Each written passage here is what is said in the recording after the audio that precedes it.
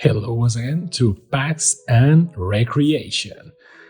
Today we're going to open something that is being, long overdue given the context of things, but I actually I got one and opened it outside of the camera, so because it was the release and I was excited, etc., etc. So now today we're opening a bundle for Phyrexia, all will be one. So what does a bundle contain? Well, a bundle contains, in this case, 8 set boosters, so 12 cards each, 2 reference cards, a oversized spin down life counter, 20 traditional foil and 20 regular basic lands, and alternate art traditional foil, Carumonix the Rat King, and a very nice box, because we love cardboard, right? So one thing that I like a lot about this is that it is double sealed with the holographic seals, and you can open it on whichever side, but technically, pick one, I guess. So we're going to open it from here. This is very similar to the pre-release, with the major difference being that, well, this one is more expensive on paper and on cardboard as well. Inside you have this art insert that in this case has the map of New Phyrexia, the several layers of hell, Phyrexia, and the art of our boy Jace, that now is turned to the dark side of the Force, to call it somehow. But he did it for love, so I guess we can cut him some slack. So the box, this is the box. What's in the box? Elish Norn, Mother of Machines, very nice. You can see the diagonal cut here. And this is actually a very sturdy and nice cardboard box. What's in the box? Well, let's see. We open the box and we get the cardboard insert. Let me move it so we can see it. This is what actually keeps the distance between the cards and the cardboard. This is actually kind of nice in the sense that, this could be just normal cardboard, but at least you get 2 big dividers, one on each side, and 4 smaller ones. I never really know what to do with the smaller ones. A bunch of counters, Phyrexian counters, and 1 defense counter. It is a shield counter, so there is that. You can pop them out and enjoy them. The big ones are very useful for dividing your cards, not gonna lie. So what's here? The pack of lands and the promo, which we're going to see in a second. A couple of reference cards teaching you how to play Magic in case this is your first interaction. This is actually very nice, just the guide for the turns, which, let's be honest, at the beginning can be a lot for a lot of people. And popular Magic formats, Standard, Booster Draft, and Commander, which, the one that everyone plays. So that's the reference card number 1, and this is reference card number 2, how to cast a spell. And it shows you the cost, etc. And this is the attack block dynamic, which is very nice. Most of us already know this, but an oversized die, this one is very nice, and actually compared with the ones that come on the pre-release, this one, besides being bigger, is actually thematically correct, so I like it a lot. And it's actually, I don't know if you can see it through the light, but it's semi-transparent. It's not 100% transparent, it's kind of transparent. Let me see if I can get the light closer. See, it's like semi kind of, looks like bone or porcelain, which matches the theme, so that's great. And the 8 boosters, which is a nice kick off for your collection, I guess, if you are starting now. And the box, which, for when you have a lot of cards, this is kind of pointless, but if you are starting the collection, which is kind of the point of this, I don't see any reason for buying this if you're already an established Magic the Gathering player, besides, maybe you're like me and you like the boxes a lot and you collect them. But you can just open them and store them here. Or maybe in this deck box that holds, I think it holds 100 cards double sleeve, so a commander deck. And you see, you actually go like this. Sorry, like this. And you have a separator, you can put counters on it, and then the box. And it actually goes all the way down because it doesn't have the cardboard. And, very sound, very nice, beautiful art. I mean, I like these boxes a lot. Some game shops sell them for a reasonable price because, once you open a bunch of these, you don't have space for them. But yeah, and these are set boosters. So the difference between set boosters and draft boosters, if you are new to this, is that draft boosters have 15 cards instead of 12, but they are oriented towards playing draft. So opening cards and playing with those right there in the moment. As set boosters, you can play with them, but they are more towards, this is the main booster kind of, like you have, you always have a guaranteed foil and an art card on every one of these. This is more of a, a showcase of what the set is. So let's check it out.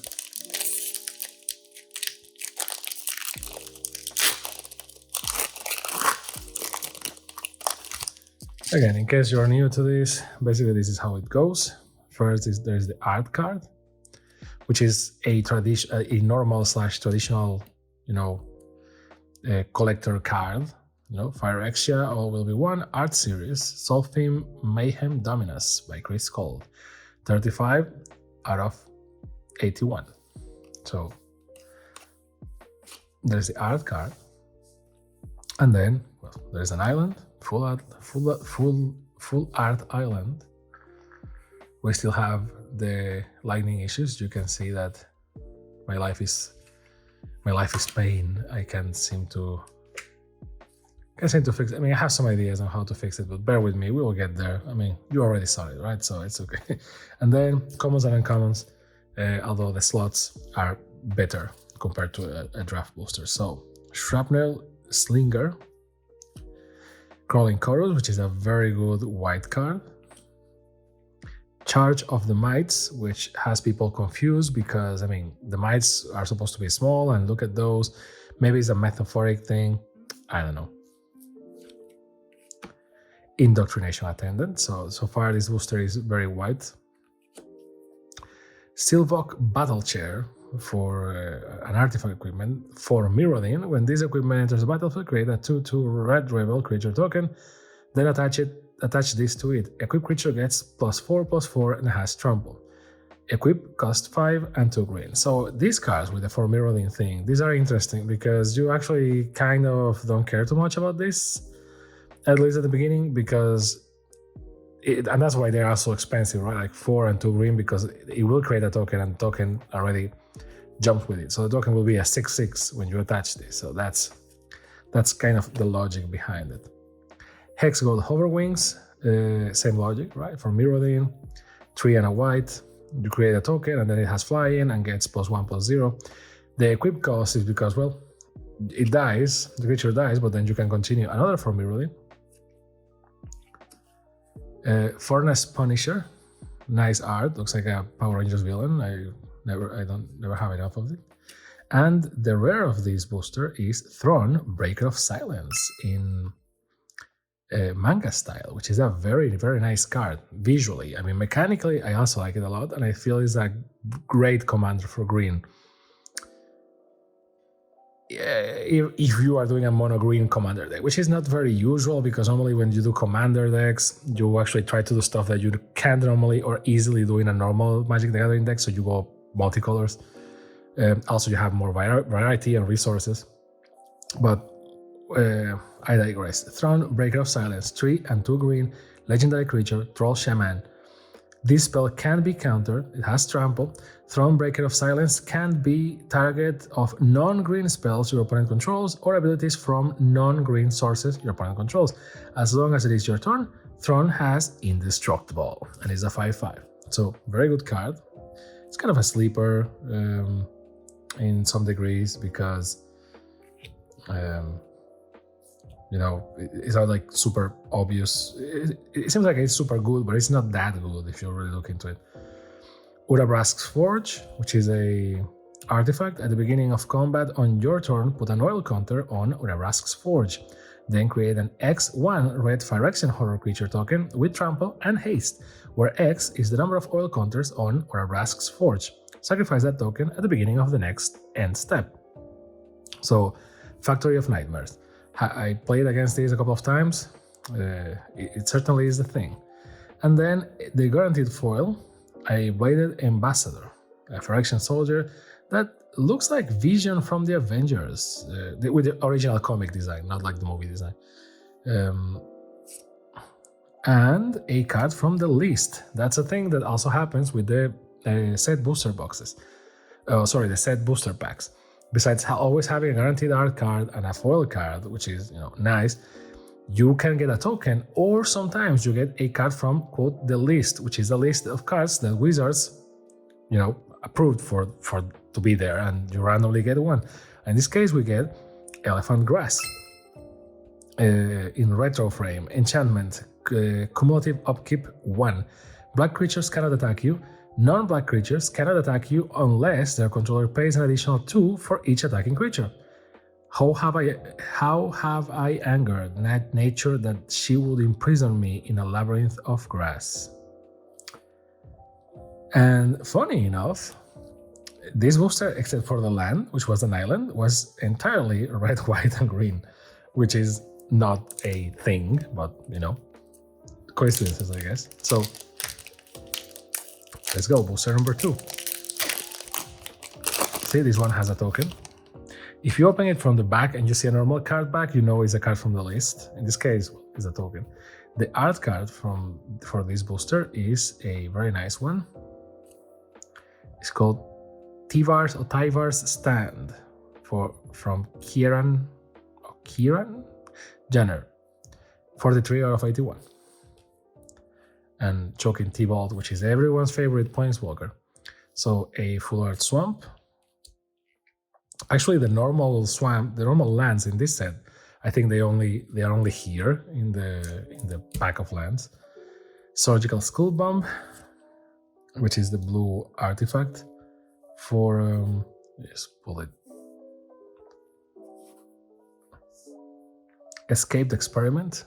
I always love the flavor of the flavor text and the illustration. One morning, the test subject decided to perform trials on the scientists. Sweet vengeance, man. Okay. Experimental Augury. Look at the top 3 cards of your library, put one of them into your hand and the rest on the bottom of your library in any order. Proliferate. For 1 and 1 blue. Anoint with Affliction.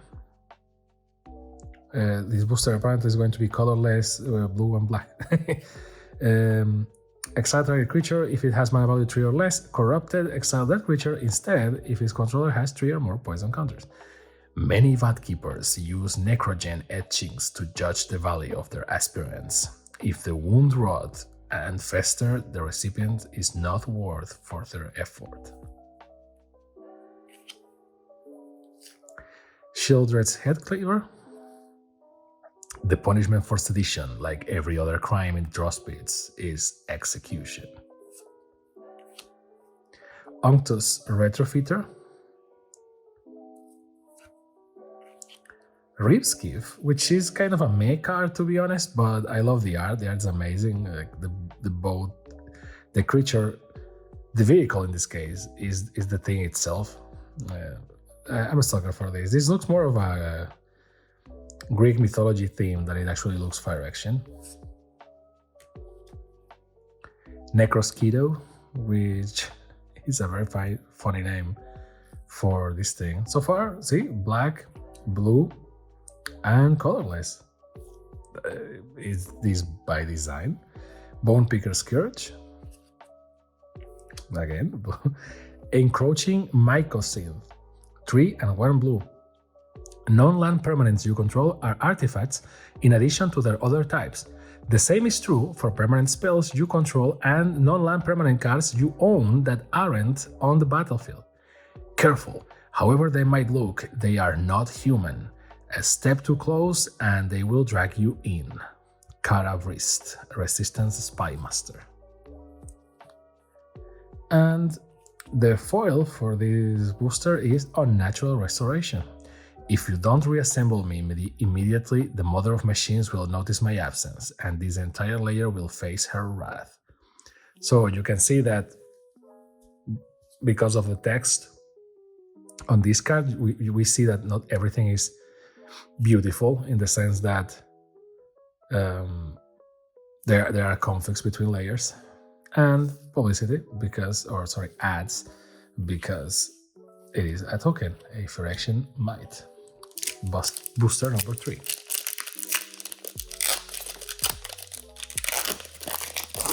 Ooh, Magic Back. That means it's a card from the list. They are not even that great, but they always get me excited. So, great art for the Quicksilver Fisher by Siddharth Chaturvedi. Sorry if I'm butchering these names. 68 out of 81. Very nice art. White Eyes Blue Dragon. Or Blue Eyes White Dragon. I know how it's pronounced. I play Yu-Gi-Oh! Okay? Mountain. Full Art Mountain. Vulshock Speeder, which is one of the few equipments that is not hex gold based, apparently. Not my style, but it will get the job done. Nahiri. Oh, wait, no, actually it has hex gold, and Nahiri forged it, apparently. It seems to be made of stone. So red and white, is this going to be red, white, and green as well? Leonine Lightbringer. Miran Bardish, or Bardish, I don't know. For Mirrodin, equipped creature gets +2/+1 and has vigilance, and you can touch it. It's funny that sometimes they felt the need to explain equip again. Kind of weird. And attached to a creature you control, equip only a sorcery. I mean, I am thankful. Well, at this point in time, I guess that everyone knows how to equip, but okay. Again, blue and red. Barbed Butterfist. I see a pattern in these boosters. It's kind of weird. Bladegraft Aspirant. Very nice art, very old Magic style. To dance to the music of Zuex? I think that's a J, right? So, to dance to the music of Jue, leap like the flickering flame and hit like the hammer. Phyrexian Warrior. Green, Armored Scrap Gorger. This is trickier than it looks. Armored Scrap Gorger gets +3/+0 as long as it has 3 or more oil counters on it. And you can tap it, and it gives you 1 mana of any color. Whenever Armored Scrap Gorger becomes tapped, exile a target card from a graveyard and put an oil counter on Armored Scrap Gorger. So this card is kind of nice because, and for Commander even more, because it's mana of any color for 2. So it's, kind of like a color lantern. What's the name of the Chromatic Lantern, I think. I don't remember the cost of Chromatic Lantern. I think it's 0, maybe 1, maybe 2. I don't remember. But, not that bad for a 0/3, which is basically a defender. And if you keep putting oil counters on it, because it will get oil counters, it becomes 3/3 after 3 turns, which is not great, but, it gives you mana of any color. So, eat, sort, eat, sort, eat.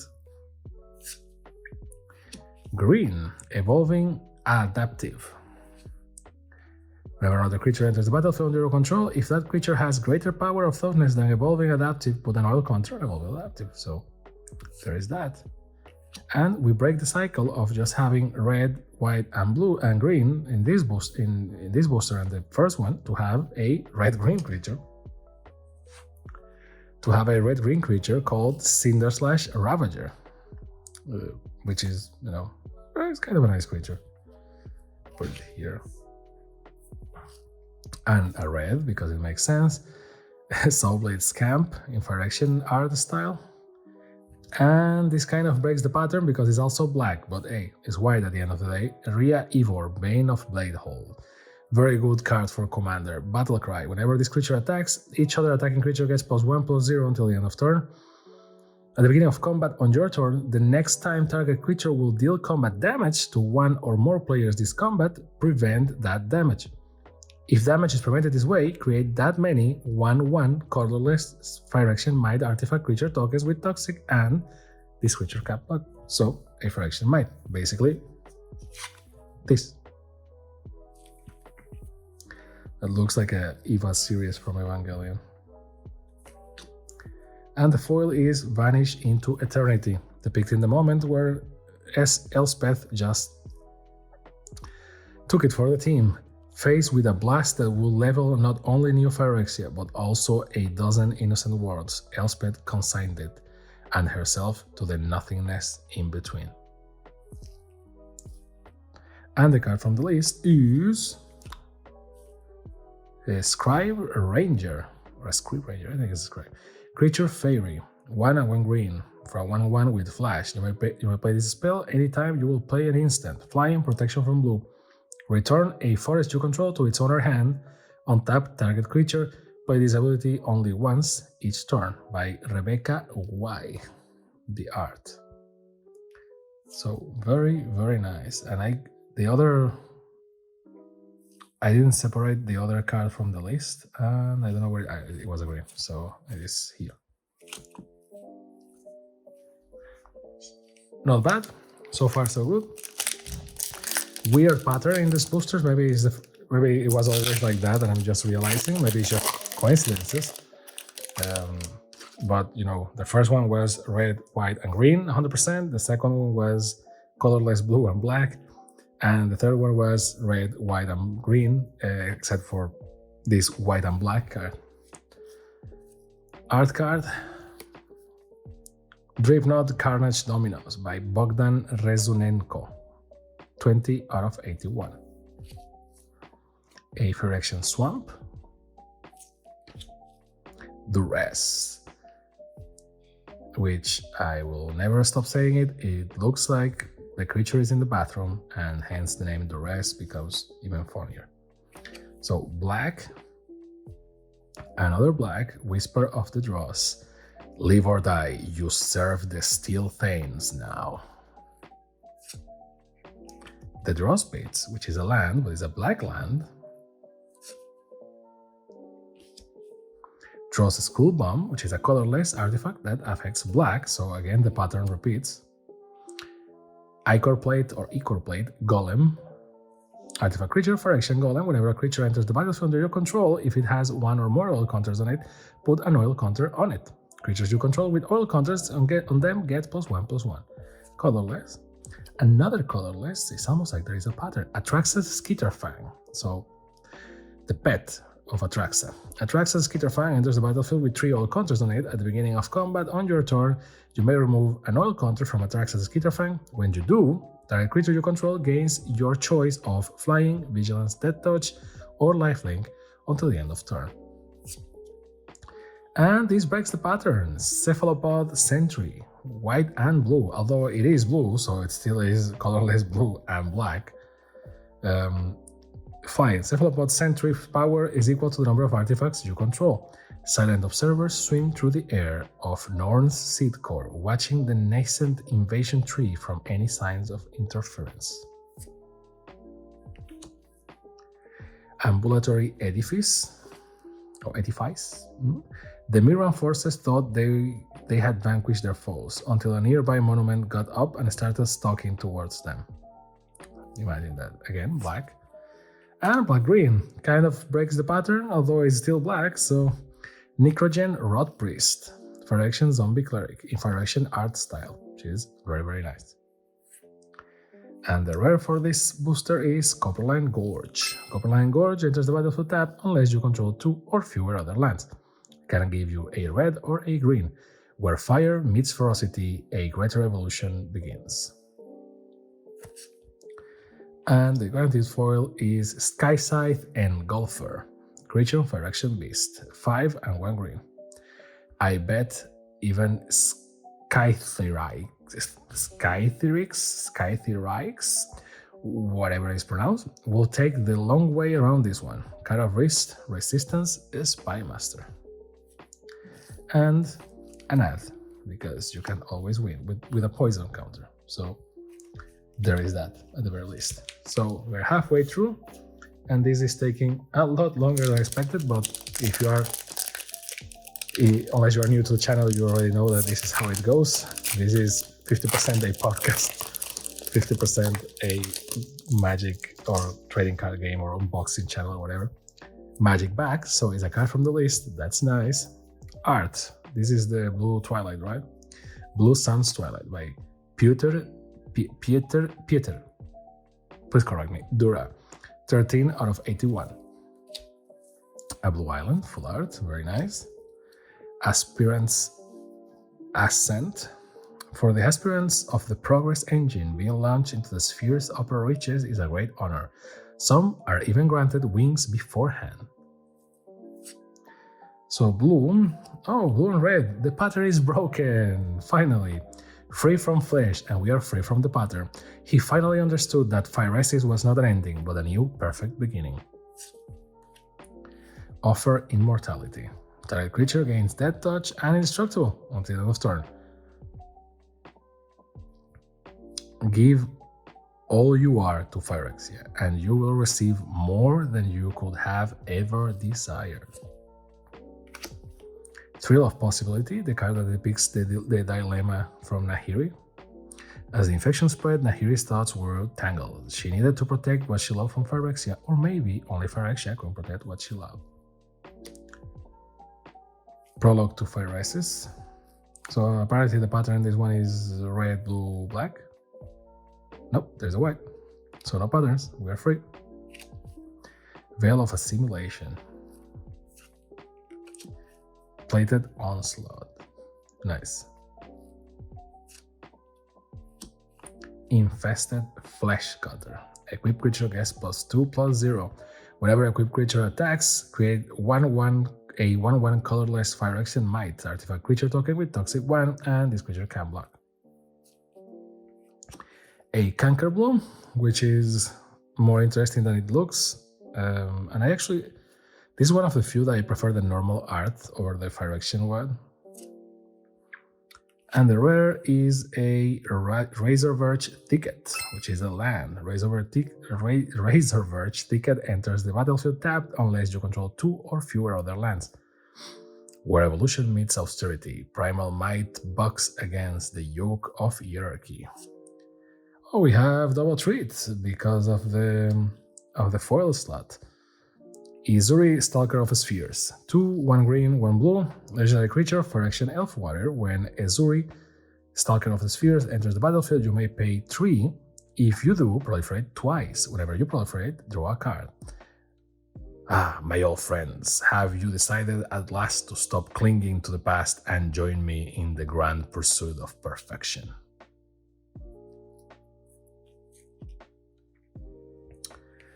And the card from the list is Alpine Moon from Magic 19. Because 1 red is an enchantment, and as Alpine Moon enters the battlefield, choose a non-basic land card name.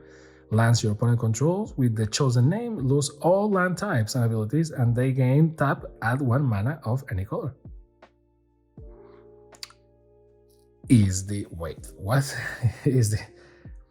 I choose a card name and lands my opponent control with the chosen name lose everything, and they gain add 1 mana of any color. Well, I mean, maybe I see the utility of this against certain type of lands or lands like Urza's Saga, but giving 1 mana of any color is still very good. Sometimes it's even unlocking, although having a mana choke on the color alone is kind of weird, but it happens. Godzilla card. Capricious Hellraiser by Kekai Kotaki. 73 out of 81. Phyrexian Swamp. Meldweb Curator, or the Big Daddy of Phyrexia, because it does look like a Bioshock creature. Volt Charge. There's a war brewing between Norn and Orobrask. Exploit the chaos, and we take them both down for good. Cough. Ichor Sensitizer. Mesmerizing those. The dude in front is very much an Iron Man armor. I mean, what the hell? Obviously, I'm biased because of my years and years of reading comics instead of doing something useful. Don't be like me. Study. Swooping Lookout, very good card, even though it doesn't look like it. It's a sleeper card basically. Gleeful Demolition is another one that is very good. Cacophonist Camp. Whenever Cacophonist Camp deals combat damage to a player, you may sacrifice it. If you do, proliferate. When Cacophonist Camp dies, it deals damage equal to its power to any target. Another good red card. One of the few that are not like good guys in red. Bone Picker Scourge, which I always see in these art, so I never remember how the normal art looks like. Ooh, Nissa Ascended Animist. That's the mythic of this pack. It costs 3, 2 green, and 2 Phyrexia green. It has completed, which is what the narrator, the announcer from Smash Brothers says when you complete the challenge. Completed! It means that a Phyrexia green can be paid with either green or 2 life. For each Phyrexia green that you pay with life, this Planewalker enters with 2 fewer loyalty counters. So Nissa has a 7, and if you pay for life, it starts with 3. Yeah, so it's cheaper, but at what cost? So her +1 is create an XX green Phyrexia horror creature token where X is Nissa's Ascendant Animist loyalty. So it's good to start spreading chaos. If you actually summon her, although if you can pay this, likely you either had a good ramp or you are late game. So I think a +1 is very necessary if you pay the completed costs. So this basically creates help, although for a not very strong help, but help. -1 destroys target artifact or enchantment, which is very good, and -7 is until the end of turn, creatures you control get +1/+1 for each forest you control and gain trample. So the -7 doesn't look like much, but is basically a finisher. So you hit, and you keep growing your stuff. Basically, green strategy. And when you reach to the point of unleashing everything, you go everyone +1/+1 and trample. Oh, sorry, actually +1/+1 per land. So it will be more, and just trample everything. And that's like a last stand kind of type of thing. Magmatic Sprinter is the foil of this booster, which looks like Black Panther or something. And a Phyrexia Might token. The ugly Phyrexia Mites. Second to last.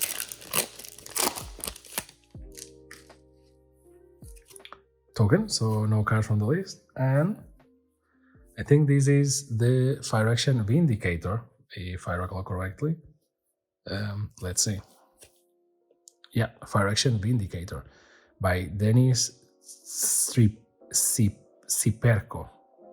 Again, if any artist is looking at this, I'm sorry about mispronouncing your name. I'll try. 7 out of 81. But I love your art, guys. So sorry. The full art land is foil, very nice. So I guess this will be the guaranteed foil. But technically, these are different percentages. So maybe this is just a percentage that happened. Cruel Grimnarch, Testament Bearer. She proudly carries the weight of Phyrexia's creed, both figuratively and literally. Cutthroat Centurion, that looks like something from Brutal Legend. Chimney Rabble, so a couple of Phyrexian Goblin Warriors just destroying everything. Another Goblin, Exuberant Fusiling.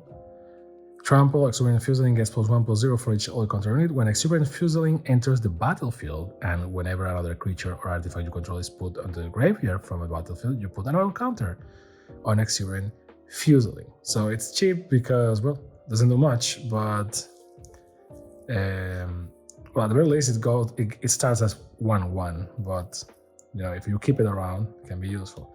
Another fire tank creature, Charforger, and you can see all the goblins dropping from it. Phyrexian Beast.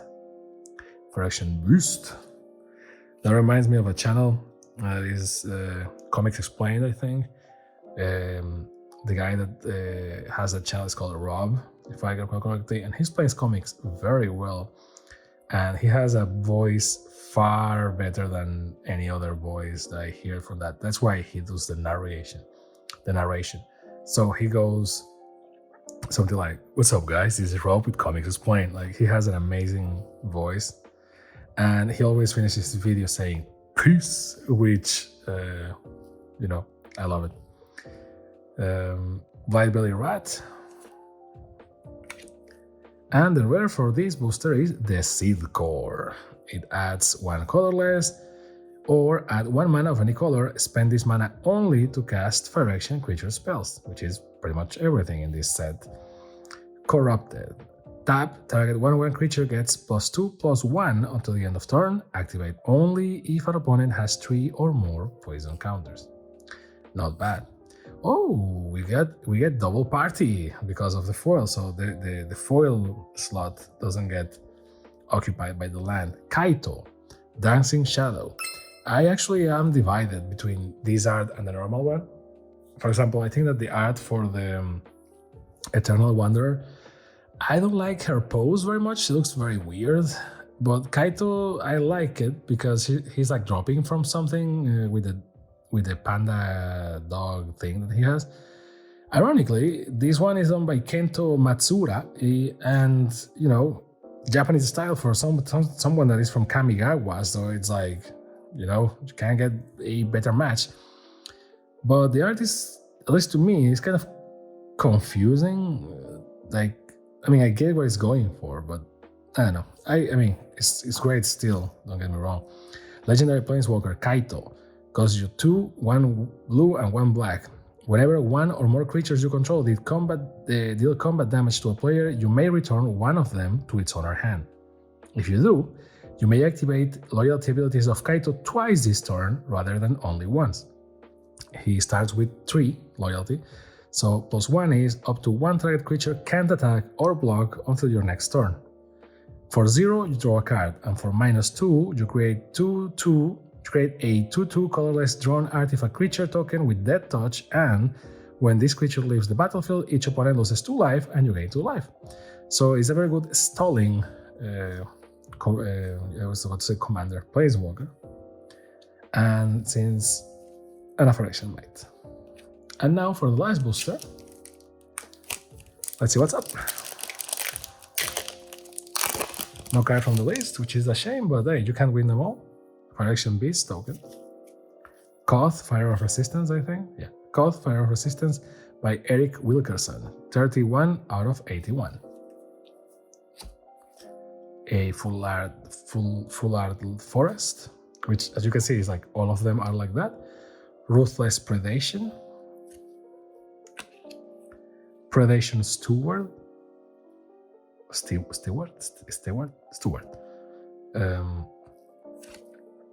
The Hunter Maze, so very green so far, even the land was green. And I had to talk. So Urabrask's Anointer, artifact creature, Phyrexian Wizard. When Urabrask's Anointer enters the battlefield, it deals X damage to any target, where X is the number of permanents you control with oil counters on them. You were so eager to spy on my work, I assume you will appreciate a hands-on demonstration. Churning Reservoir. An artifact. Seems like everything is together. Another red. Resistance Skywarden. Ogre Rebel. Looks like a gorilla, but is an ogre. Menace Unreach. 3 and 2 red for a 5/5. When the Volshock taught him the word for home, he knew it was what he had been fighting for. Very nice, kind of vanilla. I mean, it's not vanilla because it has effects, but compared to everything else that we've seen so far, I mean, it's kind of, somehow it feels like it's really cheaper. And another ogre rebel. This one looks like a gorilla. It looks like a gorilla grodd, to be honest. A creature, ogre rebel. Affinity for equipment. This spell costs 1 less to cast for each equipment you control, and it has trample. 7/5. Popular wisdom says the Phyrexians don't feel fear, but popular wisdom has never tried to hold a breach against an angry ogre. Rustvine Cultivator. At this point, I've seen these cards so many times that I could even tattoo it, but always this version, not the normal. The normal, not so much. Same for Bone Picker's Scourge. And the rare is Vran Executioner Thane. Legendary creature, Phyrexian Vampire for 1 and 1 black. So it can be a commander. Soon enough, each Praetor will have. Actually, sorry, I'm reading this backwards. First, the effect is a 2/2. Whenever one or more creatures you control die, each opponent loses 2 life and you gain 2 life. This ability triggers only once each turn. Not bad. Soon enough, each Praetor will have hired me to kill the others, and I will stand alone as the true father of machines. Nice. And for the foil, the last foil of this box is the Whisper of the Dross, which is a very nice card visually. Mechanically is very good as well. I mean, for one black instant, you get -1/-1 for a creature, which can kill a lot of creatures, and then you proliferate. Live or die, you serve the Steel Thanes now, which, Executioner Thane, Steel Thanes, basically nothing but a G Thane. And the token that we saw, a Phyrexian Beast. So overall, well, actually, oops, we're missing something. This doesn't have anything new, but I mean, I need to show it to you guys. I can open things now since I changed my gloves, so this is no longer a problem. But what is included here? Well, this is a nice to have kind of kickstart your collection. As you saw, like, you have 8 boosters. This is a lot of cards. You can build a deck from this. It won't be like the greatest deck ever, but it will be a good deck. You have your die, which is very nice. Actually, I like this die a lot. And you have, some counters and some stuff, and good to start. What are you missing, however, to play Magic right off the box? Lands. So you have a promo, which is Carumonix, the Rat King. Is the same for every bundle, so everyone gets the same. Toxic 1 and other rats you control have Toxic 1. When Carumonix enters the battlefield, look at the top 5 cards of your library. You may reveal a number of rat cards from among them and put the revealed cards into your hand. Put the rest on the bottom of your library in a random order. 3/3, very nice. So, and then you have lands, and these are actually not that common to get because we have open draft booster packs, and these are set booster packs, and you never get normal lands. So you have all the lands in the foil. You get they do repeat, so you don't have more variations of them, but in their defense, these are like the weird ones now because the full art are like the common ones, and then you have the Phyrexian ones as well. So you have 20, so 4 of each color in foil, and then 4 of each color in non-foil. So there is no real value to this, although in this set in particular, apparently you can get normal lands. So this is normal lands. Look at this. I just opened them and they are already slightly curved. But with this, you have more than enough lands, regardless of how many lands you pull yourself, to actually do a deck with this or something. So a weird version of a pre-release or a more expensive version of a pre-release will be for you and a friend, both buy a bundle, even though I wouldn't recommend it because it's like $40, the normal price, versus a pre-release, which is $25, and it's more fun because you actually get to build it on top of it, and it's made to have, it's draft booster, so it's made for this. But you get a lot of value, like you have lands and, boosters and stuff, and the die, which is very nice. I love the die. This is worthless. Like you can buy this in any games because a lot of people buy these and then they sell the die, right? So if you want the die, your local game store certainly has it. or if not, you can look online, but like it's not that expensive. So don't buy the whole thing just for the die. This is not like the good die. The good die is the one that's only in the pre-releases, and it has Phyrexian numbers instead of Roman numbers. So this is nice, and I love the art cards, and I love set booster packs. I think they are the best option for collectors, because the collectors booster packs sometimes are not worth it, to be honest. But if you don't have any magic cards and you want to start, or you are just disconnected from the game from a long time, etc., this is a very good option. You have a bunch of lands, so you can kick it off, and you open a bunch of packs. It's fun, and you can do something with it. I mean, it's not going to be competitive or anything, but you can do something with it. It's just for the fun of it. Although I wouldn't recommend it for $40, I will say, although the value is kind of there. But if you want to buy just boosters, I guess a booster box is better. But then again, just buy the singles you need. It's cheaper for everyone, I guess. So, it really depends on what you really want and what is fun for you and what you want to take from it.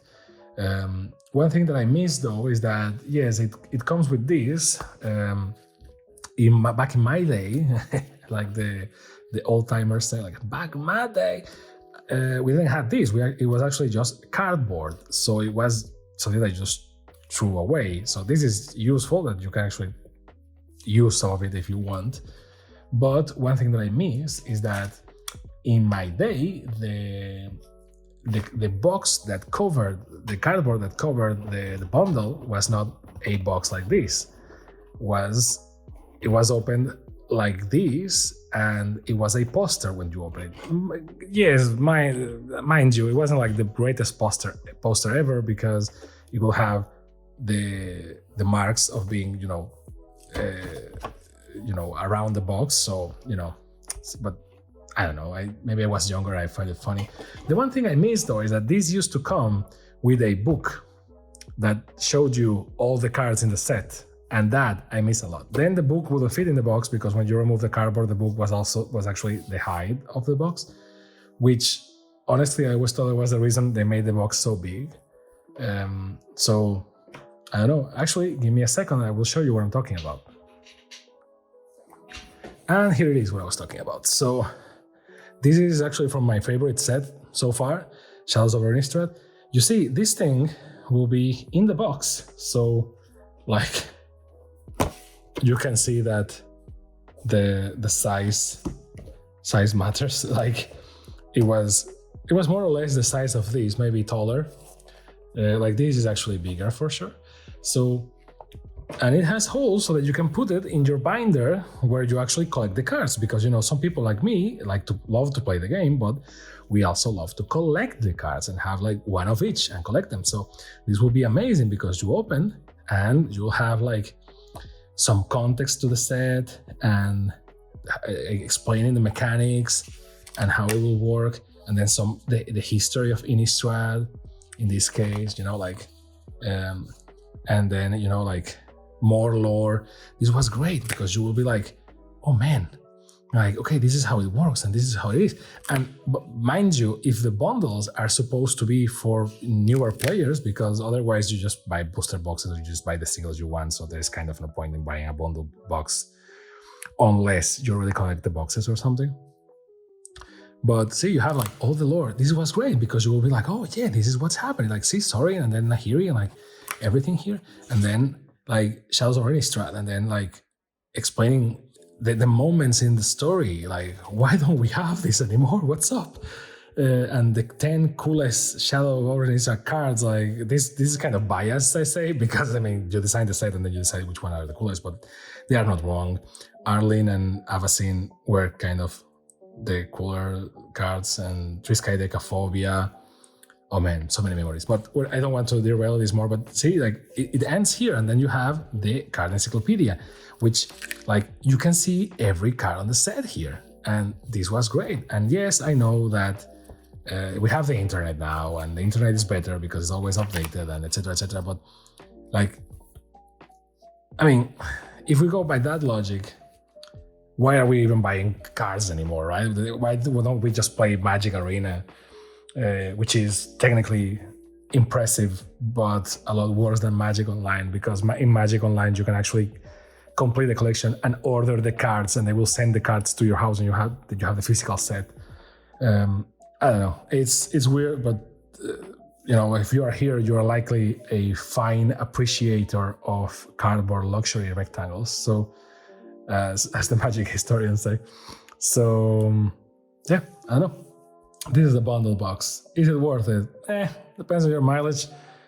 I think so. Maybe for fun if you have nothing else to do, but it's literally for new players, and it is losing value with the stuff that comes. It merely makes it as a fair offer for $40, which is not. If you get it for cheaper, like 35 or 30 or even less, then be my guest by any means. But otherwise, because you can be like, oh, but you pulled these and you pulled that. It's like, yeah, but that's luck. That's called gambling. That's why sometimes it works, sometimes it doesn't. But, well, whatever. I hope you liked the video. I hope you enjoyed the company. And, this has been Packs and Recreation. Have a very nice day. See you next time. Bye-bye. Zip.